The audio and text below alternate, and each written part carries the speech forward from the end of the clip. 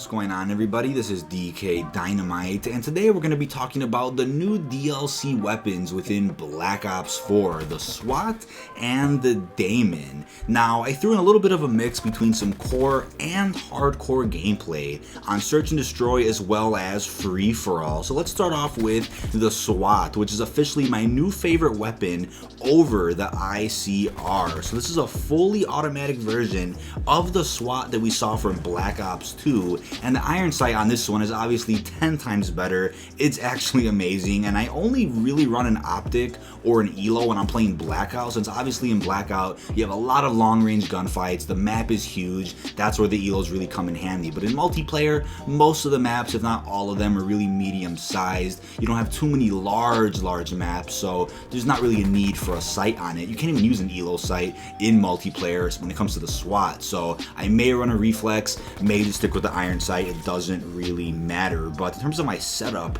for this SWAT, I'm always going to be running quick draw, fast mags, and high caliber to ensure that I'm getting in these fast paced matches, getting in some really tight gunfights, obviously on both core and hardcore game modes. And in terms of my perks, I always run scavenger just to pick up on some extra ammo. I have tac mask to avoid a lot of the enemy equipment and specialist abilities, and I then run dead silence as well. Really comes in handy, especially when playing some OBJ modes. But aside from my setups with these new weapons, I'll talk about the Daemon in a little bit. I have a couple of topics I wanted to bring up in this video just to keep you guys thinking. So first off, I don't know if it's just me, but there's something about multiplayer this year, and I'm not sure what it is. I can't really wrap my mind about it. There's just something this year that has me away from multiplayer. It just has me on other game modes besides multiplayer, and by other game modes I mean Blackout and Zombies. If this was Black Ops 3, I would probably be Prestige 5 or 6 at this point, but for some reason in Black Ops 4 I'm barely hitting Prestige 2. I just haven't put in much time into multiplayer. Maybe it's because multiplayer is the same old game mode every year within any Call of Duty, no matter what developer creates that game. And maybe I look at Black Ops 4 and I'm like, you know what, Blackout is so new, it's so different for Call of Duty specifically, that's where I'm investing my time in. And maybe because I see the replayability value, in Zombies, that's why I put in a lot of time in Zombies as well. That's why I hit Platinum, that's why I've been grinding out Prestiges in Zombies. Whereas in multiplayer, it's the same old mode, the same old game modes, almost the same weapons, nearly the same streaks as previous Black Ops games. So nothing's really too different about multiplayer, and maybe that's what it is this year. It's like multiplayer is almost the same as it was within Black Ops 3, just without the exosuits or the advanced movement, I could say.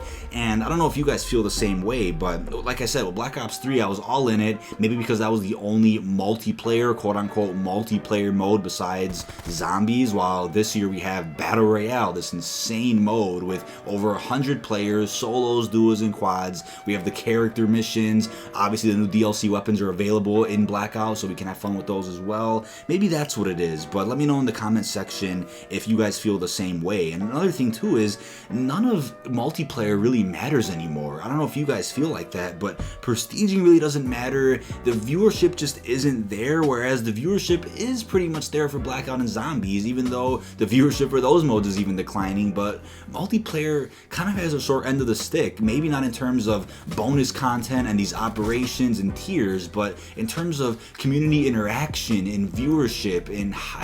I don't feel like multiplayer really has any of that anymore, but it really did in Black Ops 3 when they were dropping new weapons, a couple of new game modes here and there, while Black Ops 4 it's kind of like, I hear crickets. I'm like, who's actually watching multiplayer? And it's kind of sad to say that, because I'll still be supporting multiplayer this year with the new DLC multiplayer maps. We're supposed to get 3 new multiplayer maps with each map pack release, and with the first map pack we only got 2, so I'm not sure if the next map pack will have 4 or if they'll just keep doing 2 and then at the very end they'll drop 3 or 4 at a time. Not sure how they're gonna do it, but they could have split up 4 map packs with 3 multiplayer maps in each of them. They could have added up to the 12 promised Black Ops Pass maps, but they didn't do it that way, so I'm not sure exactly how their plan is going to work. But I also wanted to bring up the marketing here at Black Ops 4, because it's also a very apparent issue with the state of the community right now. So honestly, they could have copied Black Ops 3's marketing and it would have built so much more hype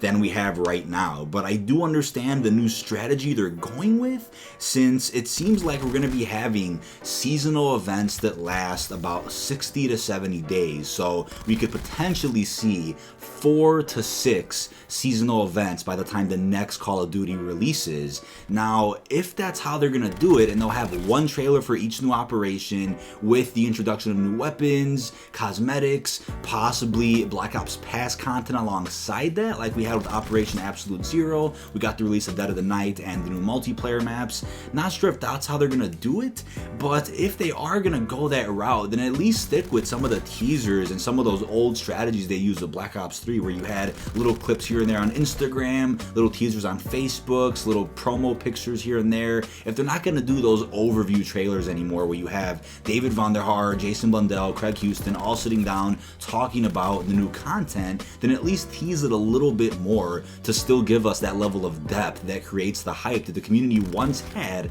back in Black Ops 3. Because right now it seems like they kind of went with the strategy of saying, you know what, we're going to drop a new operation, we're going to drop some new weapons, we'll drop new cosmetics, but we're kind of going to surprise the community with some Black Ops Pass content, such as the new zombie map and even the new multiplayer maps. But all of that went south as soon as Australia accidentally got Dead of the Night on the PSN store. So I'm assuming that might have messed up their surprise. So maybe next time when the next operation starts, we might see some surprise content for Black Ops Pass owners. But if that wasn't the strategy they were going for, then I really don't know what it is they're trying to do, because they have to market. They just have to market the new zombie map, which they didn't do at all with Dead of the Night. And the new multiplayer maps, I almost feel like there's people out there who play Black Ops 4 actively that don't even know they exist, which is kind of sad, because the playlist is right there when you hop into multiplayer. But some people might have missed it, and that's just the way it is. But maybe it's also Activision's stock, because their stock plummeted terribly this year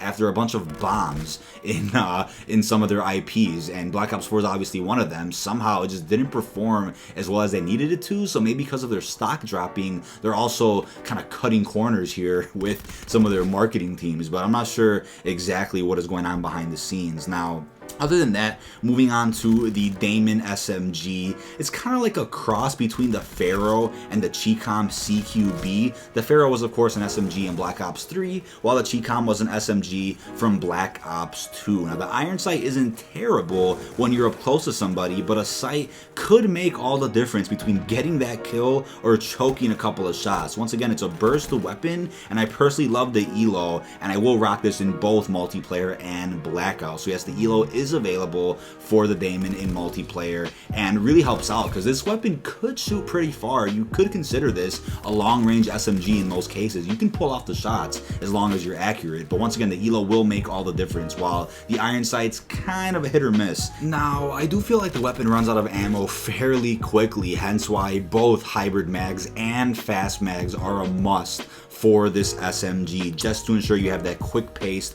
competitive edge, reloading quick enough, having enough ammo to put in plenty of shots into multiple people at a time, because if you do miss a reload, you are absolutely fucked. And I've done this quite a few times where I thought I clicked square, but I somehow didn't, and boom, I was too late. So just make sure you have that setup on here. And in terms of my perks, they're almost the same as I had with my SWAT setup, usually running Scavenger and Dead Silence, sometimes Tac Mask if I'm playing OBJ, but I'm usually rocking a Damon on modes like Free For All, TDM, while I'll run a SWAT on some OBJ modes like Domination or Control. But the last thing I wanted to bring up was how I really do adore this new tier system within Black Ops 4. I was kind of surprised that Activision didn't pull a scummy move and say, you know what, since Black Ops 3's microtransaction system was so successful and was so RNG based, we're gonna copy and paste that over into Black Ops 4. But instead, we have this completely different system compared to Modern Warfare Remastered World War II,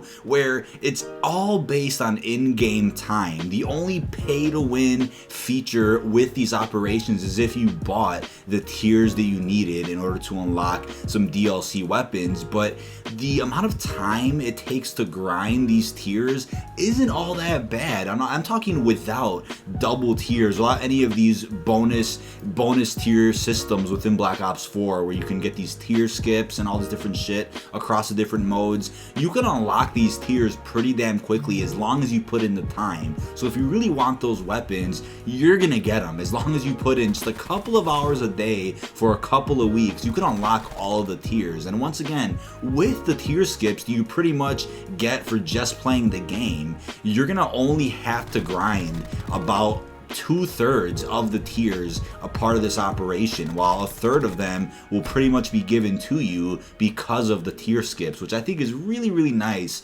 of Activision to allow here in game. But this feature or this system or this tier mechanic could of course change in the next couple of months. We might look back and say, do you guys remember how good the tier system was back in Operation Absolute Zero? Now look how it is. Now look at these new supply drops they've incorporated. Look at these new bundles they've thrown in. Look at how these DLC weapons are locked behind reserves instead. They could easily do that in the future, guys. So take everything with a grain of salt that we have within Black Ops 4 right now, because they could change everything in the blink of an eye, as they did within Black Ops 3, where you started off with no black market, then we had a cosmetic black market, then we had DLC weapons locked in RNG based supply drops with no other way to obtain them. And once again, that was all in Black Ops 3. None of that came over to Black Ops 4, thank God. But right now I'm very grateful for the way we earn these weapons. The weapons are worth it. You could of course buy the tiers you're missing to unlock them, or put your time in to unlock them the right way,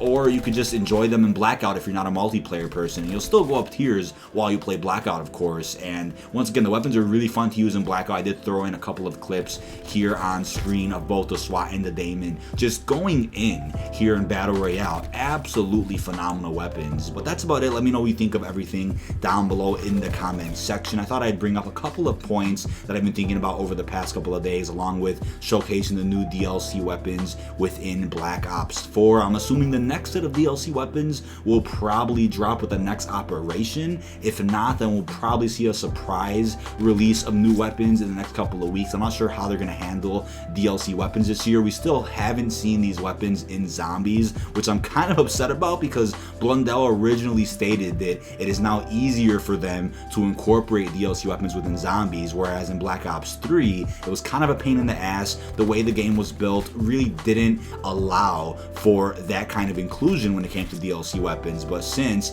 every map after Zetsubo was built in the Black Ops 4 engine, obviously now they have those opportunities to put those weapons in. But I'm assuming stability is the #1 focus over at Treyarch right now, and they're not really worried about adding in some of that content just yet, which is really pissing some people off. But I could definitely wait before we see a Pack-a-Punch version of the SWAT or a Pack-a-Punch version of the Daemon. But this has been dkdynamite. Check all links down below in the description. I mean, look out for more Black Ops 4 coverage, news, and information. Enjoy the rest of the gameplay, everybody. Peace.